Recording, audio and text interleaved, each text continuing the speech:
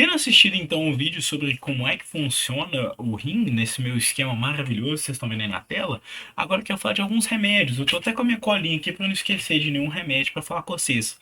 Porque entender como é que certos fármacos agem no rim, eu acho que é essencial para a prática clínica. Eu gosto de entender o que está acontecendo com o meu paciente quando eu dou um fármaco para ele.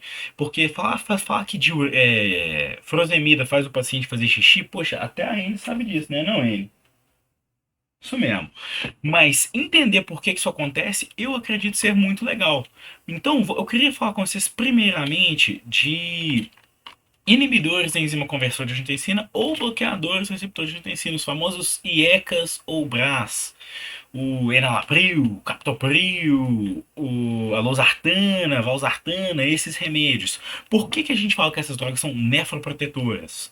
Porque justamente lembra do vídeo lá de trás que eu falei que essa cascata aqui de eventos é responsável por aumentar a pressão na arteríola eferente, aumentando o tempo então que o sangue fica aqui dentro. Se a gente está tendo uma situação onde o turbilhonamento do sangue ali no glomérulo não está sendo benéfico, está provocando lesão a este glomérulo de tão, por exemplo, elevada, então a pressão arterial ali dentro, então os vasos, essa arteríola aferente, ou os vasos dentro do glomérulo estão sendo lesionados, se a gente reduzir a pressão arterial dentro deste rim, deste glomérulo, a gente vai fazer com que essa lesão aconteça de maneira mais lenta.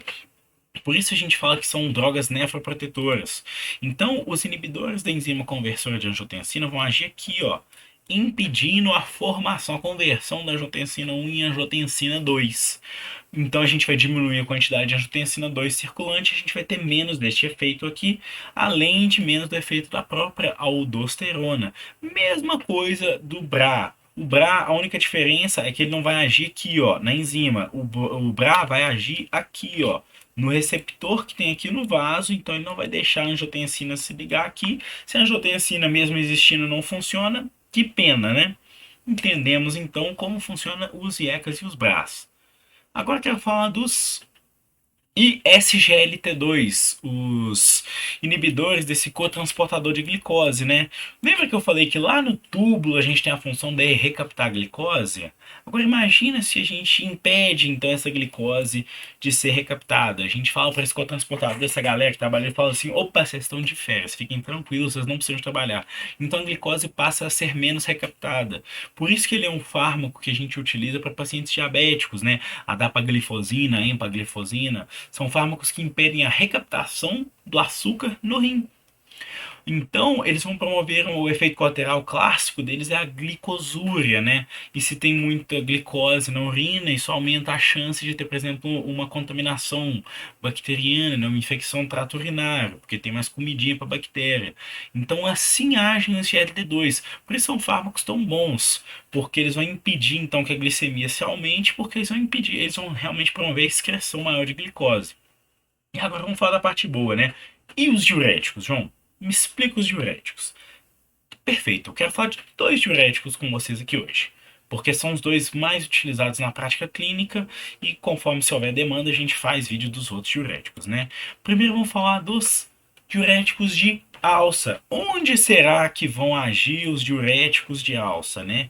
Fica aquela dúvida assim, onde é que age? Obviamente então aqui na alça de Henle. E o que que eles vão fazer? Eles vão chegar aqui nesse cotransportador e vão falar assim, essa bombinha, vão falar assim, que galera, vocês não funcionam mais. Então eles vão impedir essa bomba de funcionar, eles vão impedir então a recaptação de sódio, vão impedir a concentração da medula. Se a medula não se concentra, na hora que a aquaporina que abrir, ó, a aquaporina abriu, só que a medula não está concentrada, ou ela está muito pouco concentrada, então vai vir menos água para cá. A quantidade de água que é reabsorvida aqui vai ser menor na aquaporina. Então, se tem menos água passando, vai ter mais água indo embora. Isso promove então uma excreção maior de água. Por isso que o paciente faz tanto xixi. Mas por isso que esse remédio também tem tantos efeitos colaterais, né?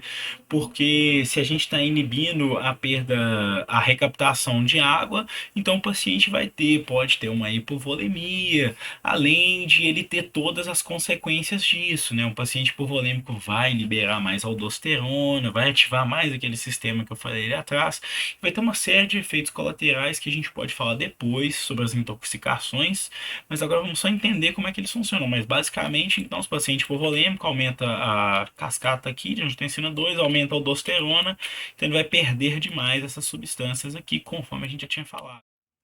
Falando agora dos tiazídicos, né? Os tiazídicos, então, eles vão agir lá no tubo contorcido distal. E eles vão apresentar um mecanismo de ação muito parecido com os diuréticos de alça, só que numa menor proporção, porque eles também vão impedir a recaptação de sódio com cloreto. Só que, diferente da, como a alça de N é o principal local de, então, de reabsorção de sódio, se você está inibindo um lugar onde absorve um pouquinho menos, então os efeitos são um pouco menores. Por isso que o diurético tiazídico provoca uma diurese um pouquinho menor do que o diurético de alça, mesmo também sendo um diurético. A principal questão da diferença desses dois remédios é o perfil de efeitos colaterais e justamente a intensidade, né?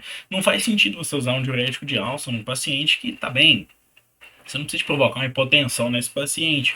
Então, praticamente são os perfis de efeitos colaterais. Enquanto o diurético de alça é mais associado, por exemplo, a quadros de alcalose metabólica, a um quadro de hipocalemia, os diuréticos tiazídicos, por exemplo, eles são associados, por exemplo, à crise de gota. Então, o perfil de efeito colateral dessas duas drogas é um pouco diferente. Mas entendemos então o mecanismo de ação deles. Qualquer dúvida pode deixar aí no comentário que se eu souber, eu respondo. Se eu não souber, eu procuro neste livro. Muito obrigado.